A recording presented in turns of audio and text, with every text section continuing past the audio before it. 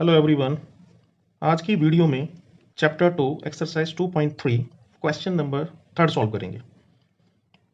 इसमें आपने एक पीएक्स गिवन है पॉलिनोमियल और दो जीरोस गिवन है।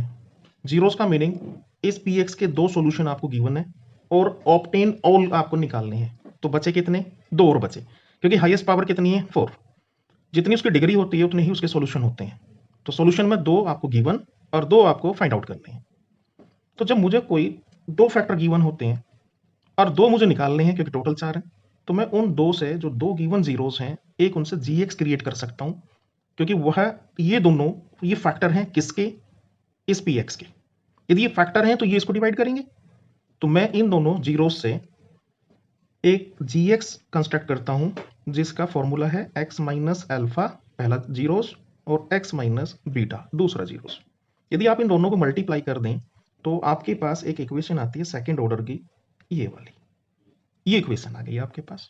और इस इक्वेशन के जब आप फैक्टर करते हैं, सिंप्लीफाई करते हैं, तो दो फैक्टर आपको मिलते हैं, उन्हीं को हम दो जीरोस बोल रहे हैं।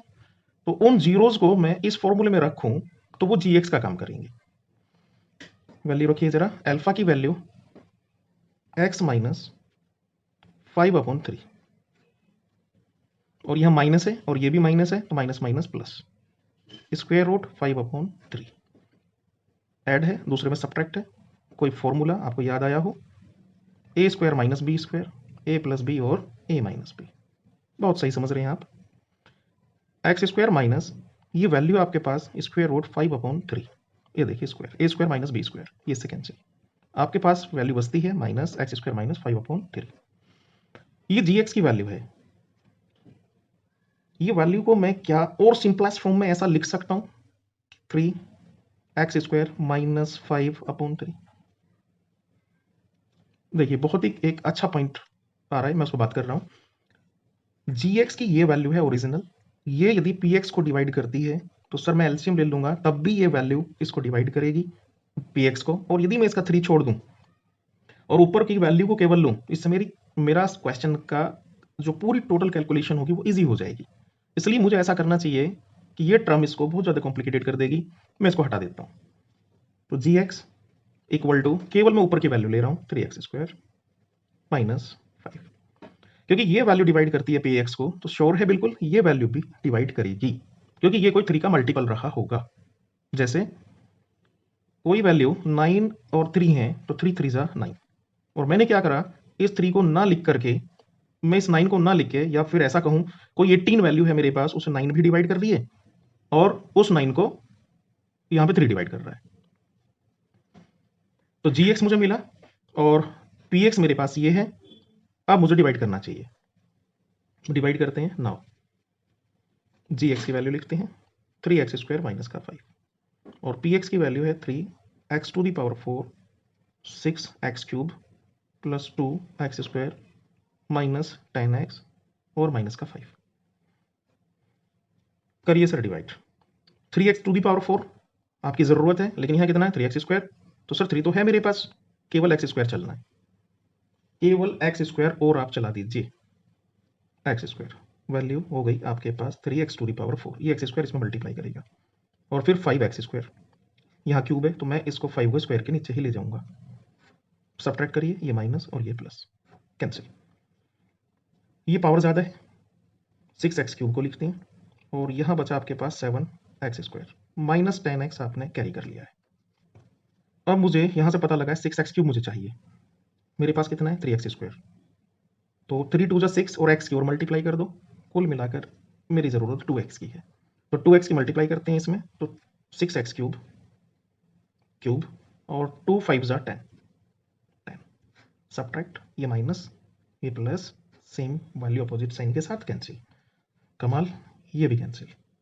क्या मेरे पास बच रहा है 7x², और मैंने 5 को कैरी कर लिया है, और 5 को मैं कैरी करता हूँ तो मेरे पास यहाँ 7 आ रहा था, और अब मुझे कितना चाहिए 7x²। सर लेकिन जी एक्स तो इसका फैक्टर था ना, तो रिमाइंडर 0 देगा, तो कहीं मिस्टेक हुई है, एक बार चेक करते हैं। माइनस 2x², ओहो यहाँ माइनस करिए जरा, माइनस माइनस, और ये माइनस है प्लस का है, तो ये आपके पास बचा माइनस का, ये वैल्यू आपके पास आ गई है प्लस का, 5 में से 2 गया, प्लस का 3x²।